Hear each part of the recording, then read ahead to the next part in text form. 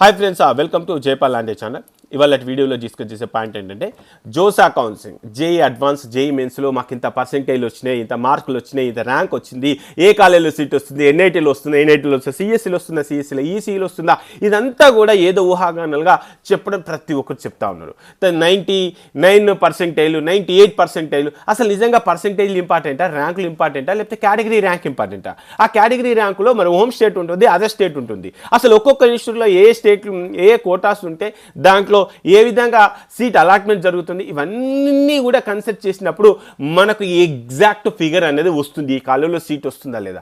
అలాంటి ఇన్ఫర్మేషన్ నేను చెప్పడం కంటే ఉన్న వాస్తవాలన్నీ మీ ముందే చూపించేసి మీరు అనుకున్న కాలేజీలో మీకు సీట్ వస్తుందా లేదా నేను మీతోనే చెప్పిద్దామన్న ఉద్దేశం మీదే నేను jaypal.comని ఓపెన్ చేయడం జరిగింది.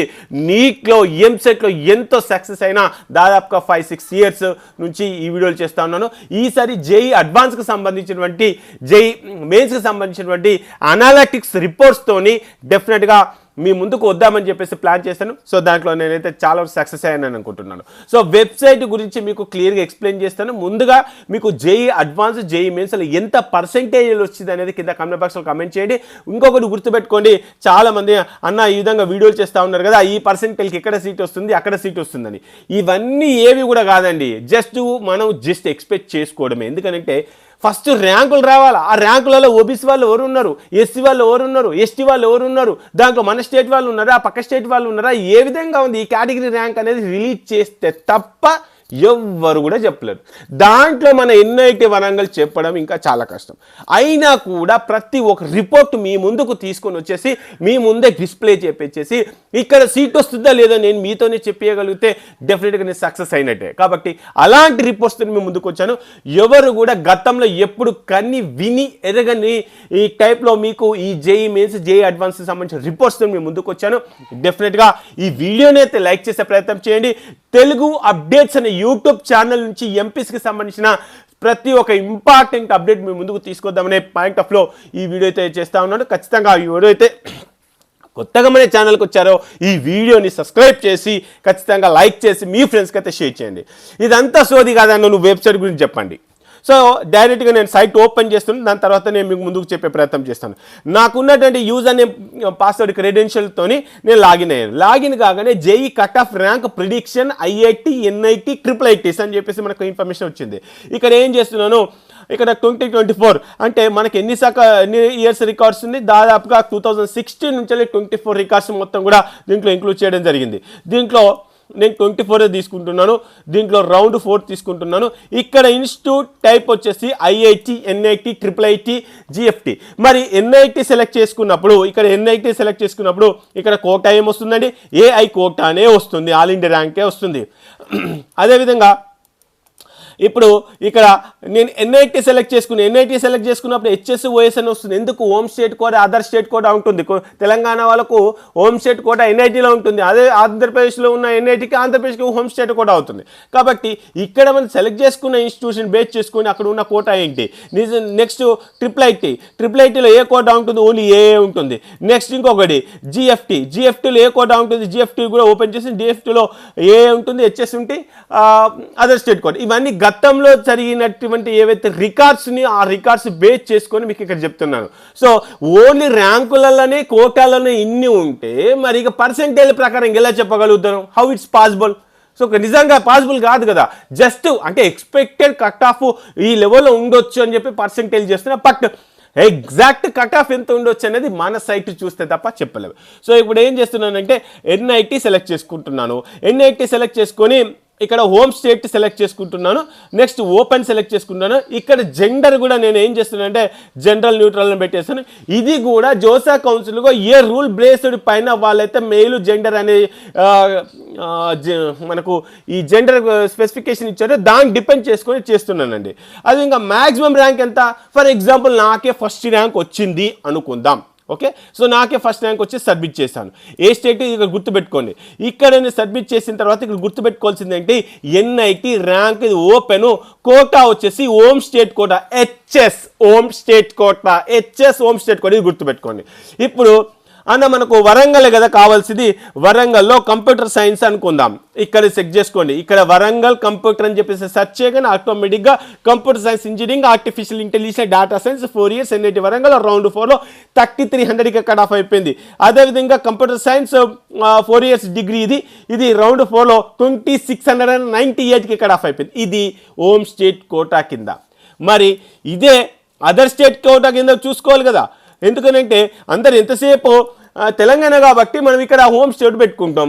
మరి ఇది ఆంధ్రప్రదేశ్కి వెళ్తే, మరి వేరే భువనేశ్వర్కి వెళ్తే మరి అక్కడేం పెట్టుకోవాలి, అక్కడ మనం వేరే స్టేట్కి వెళ్తున్నాం కాబట్టి సారీ అక్కడ ఓఎస్ పెట్టేసుకోవాలి. సో ఓఎస్ నిజంగా అదర్ స్టేట్ వాళ్ళకి మరి ఎన్ఐటి వరంగల్లో హోమ్ స్టేట్ వాళ్ళకి ఎంత డిఫరెన్స్ ఉంది చెక్ చేద్దాం. వరంగల్ కంప్యూటర్ సైన్స్ ఇక్కడ చెక్ చేస్తుంది చూడండి. ఇక్కడ ఇదేంటండి ఓఎస్ అంటే అదర్ స్టేట్ వాళ్ళకి ఈ డాటా సైన్స్లో 2581 వచ్చింది, హోమ్ స్టేట్ వాళ్ళకి 3300 వచ్చింది, గుర్తుపెట్టుకోండి. అదేవిధంగా కంప్యూటర్ సైన్స్ అదర్ స్టేట్ వాళ్ళకి ఎంత వచ్చిందన్న 2030 వచ్చింది. అదే హోమ్ స్టేట్ వాళ్ళకి ఎంత వచ్చింది 2698. అంటే ఎంత డిఫరెన్స్ ఉందండి, అదర్ స్టేట్కి హోమ్ స్టేట్కి పెద్ద డిఫరెన్స్ ఏం లేదు, మా అంటే 600 ర్యాంక్ తేడా ఉంది.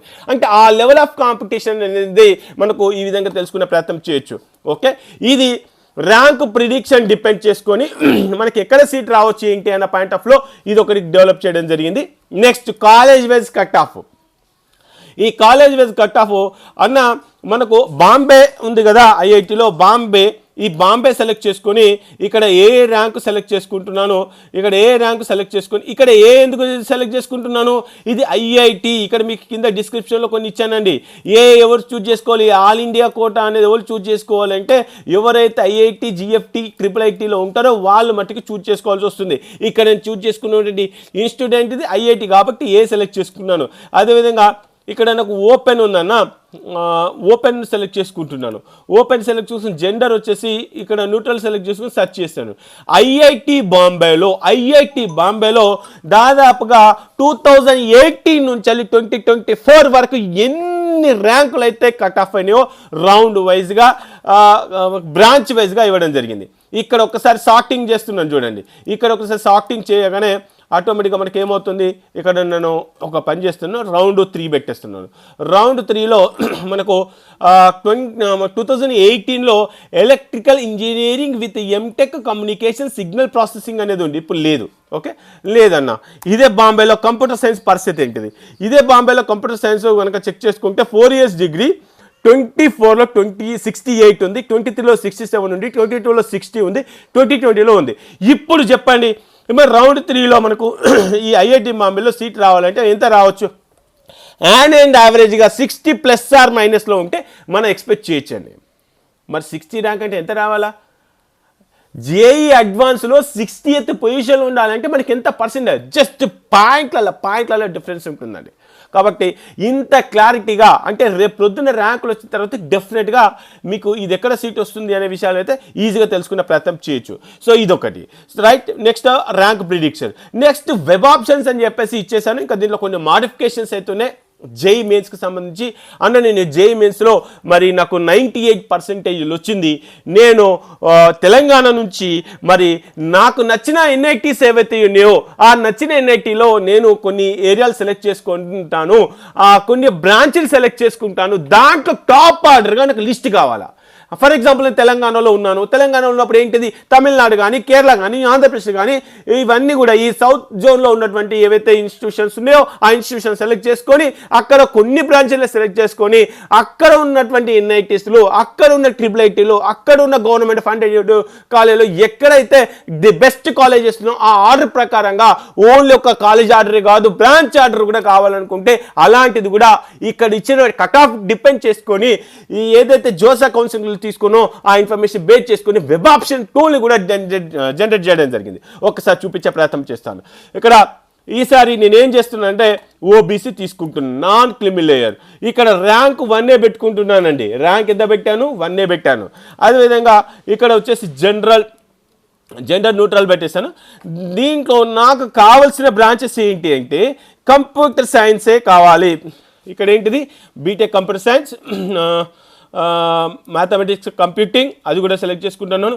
కంప్యూటర్ సైన్స్లో ఎన్ని స్పెషలైజేషన్స్ అయితే ఉన్నాయో అన్ని స్పెషలైజేషన్స్ ఇక్కడ సెలెక్ట్ చేసుకుంటున్నాను. ఎందుకంటే ఐఐటీలో కొన్ని, IIITలో కొన్ని ఉన్నాయి, GFTలో కొన్ని ఉన్నాయి, ఇలా డిఫరెంట్ నేమ్స్ ఉన్నాయి. మొత్తం కంప్యూటర్ సైన్స్కి సంబంధించినటువంటి బ్రాంచెస్ ఏవైతే ఉన్నాయో అవన్నీ సెలెక్ట్ చేసుకున్నానన్నా నాకు ఇవి సరిపోతాయి. దీని తర్వాత నాకు కొన్ని స్టేట్లలే కావాలి. సో ఒక చూపిస్తాను. సో ఇక్కడ ఇంకా కొన్ని మ్యాథమెటిక్స్ కంప్యూటింగ్ ఉంది, నాకు అవసరం లేదు. సో నాకు ఆంధ్రప్రదేశ్ కావాలి, నెక్స్ట్ వచ్చేసి తమిళనాడు కావాలి, నెక్స్ట్ వచ్చేసి తెలంగాణ కావాలి, నెక్స్ట్ వచ్చేసి కేరళ, మధ్యప్రదేశ్, మహారాష్ట్ర. ఈ స్టేట్లలో ఉన్న, అంటే ఇక్కడ కొన్ని స్టేట్ల సెలెక్ట్ చేసుకుని ఈ స్టేట్లలో ఉండి ఈ పర్టికులర్ కంప్యూటర్ సైన్స్కి సంబంధించిన బ్రాంచ్లో ఓబీసీలో నాకు టాప్ ఆర్డర్ని జనరేట్ చేయండి వెబ్ ఆప్షన్స్కి అని చెప్పేసి మనం క్వశ్చన్ చేసామండి. జస్ట్ సబ్మిట్ చేయగానే ఇక్కడ ఎలాంటి లిస్ట్ వస్తుంది అంటే, ఇక్కడ మీకు ఆల్మోస్ట్ తమిళనాడులో తిరుచి కంప్యూటర్ సైన్స్ ఇది జనరల్ కోటా కింద 2024లో 369కి కట్ ఆఫ్ అయిపోయింది. 24 ఎంత వచ్చింది, 23 ఎంత వచ్చింది, 22 ఎంత వచ్చింది, 21 ఎంత వచ్చింది. సో కంప్యూటర్ సైన్స్ నేను టార్గెట్ చేసుకుంటే ఎన్ఐటి వరంగల్ సెకండ్ పొజిషన్లో ఉందండి. ఎన్ఐటి వరంగల్ సెకండ్ పొజిషన్కి వచ్చేసింది. ఇక్కడ మీరు చెక్ చేసుకోవచ్చు. 679కి ఎన్ఐటి వరంగల్, నెక్స్ట్ వచ్చేసి డాటా సైన్స్.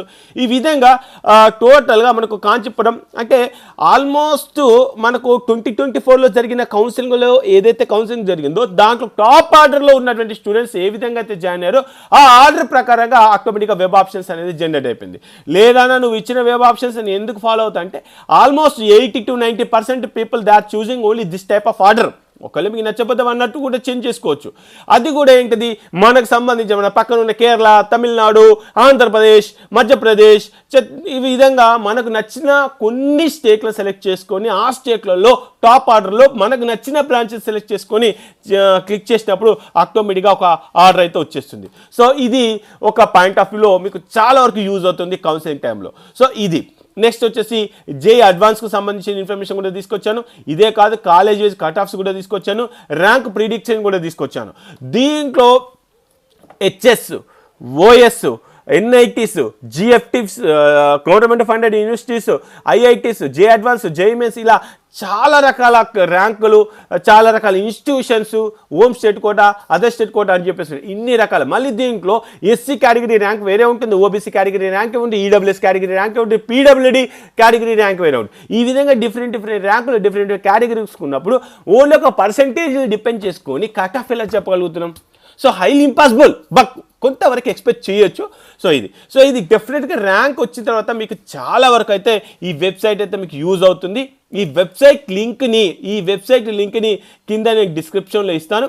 లేదు అని అంటే నిజంగా ఈ వెబ్సైట్ మాకు కాలేజీ టైంలో చాలా యూజ్ అవుతుందన్న అనుకుంటే మీకు నచ్చితే, ఎందుకంటే వెబ్సైట్లో ఎక్కడ కూడా మీకు వేరే యాడ్స్ రావు, మీరు అనుకున్న ఇన్ఫర్మేషన్ పర్ఫెక్ట్గా వస్తుంది.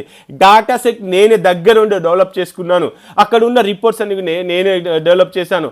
ఎక్కడ కూడా అన్వాంటెడ్ కంటెంట్, అన్వాంటెడ్ ఇన్ఫర్మేషను లేదంటే యాడ్స్ రావడం ఇలాంటిది ఏది లేదు. పక్కగా జెన్యున్గా జోసా కౌన్సిల్ ఎవరైతే జాయిన్ అయ్యారో వాళ్ళ ఇన్ఫర్మేషన్. మరి ఈ వెబ్సైట్ మెయింటైన్ చేయడానికి అది ఇంకా హోస్టింగ్కి కొంతవరకు ఖర్చు అవుతుంది కాబట్టి దాన్ని దృష్టిలో ఉంచుకొని ఈ jaypalanడే.comలో రిజిస్ట్రేషన్ చేసుకోవాలనుకుంటే ఇక్కడ లాగిన్ పేజ్ క్రియేట్ చేసిన తర్వాత ఇక్కడ న్యూ రిజిస్ట్రేషన్ అని చెప్పేసి ఒక లింక్ ఉందండి. ఇక్కడ న్యూ రిజిస్ట్రేషన్ అని చెప్పేసి ఒక లింక్ ఉంది. ఈ న్యూ రిజిస్ట్రేషన్ క్లిక్ చేసిన తర్వాత కేవలం జేఈ మెయిన్స్ అయినా సరే, జేఈ అడ్వాన్స్ అయినా సరే కేవలం 250 రూపీస్, కేవలం 250 రూపీస్తోని మీరు కనుక రిజిస్ట్రేషన్ చేసుకుంటే యూజర్ నేమ్ పాస్వర్డ్ మీకే ఇచ్చేస్తాను. అక్కడి నుంచి వెళ్ళి మీరు ర్యాంక్ ప్రిడిక్షన్ కావచ్చు, కాలేజ్ ప్రిడిక్షన్ కావచ్చు, వెబ్ ఆప్షన్ టూల్ కావచ్చు, ఏదైనా మీరు డెవలప్ చేసుకోవచ్చు. ఇంకిన్ని రిపోర్ట్స్ కూడా నేను దాంట్లో డెవలప్ చేయడానికి ప్రయత్నం అయితే చేస్తున్నాను. సో మీ ఎంకరేజ్మెంట్ ఉంటే మరిన్ని రిపోర్ట్స్ మీ ముందుకు తీసుకొస్తాను. సో కాబట్టి డెఫినెట్గా మీకైతే చాలా యూజ్ అవుతుంది అనుకుంటున్నాను. జస్ట్ ఎంత ఒక గంట 2 గంటలు మీరు కష్టపడ కూడా కొన్ని రిపోర్ట్స్ దొరకపోవచ్చు.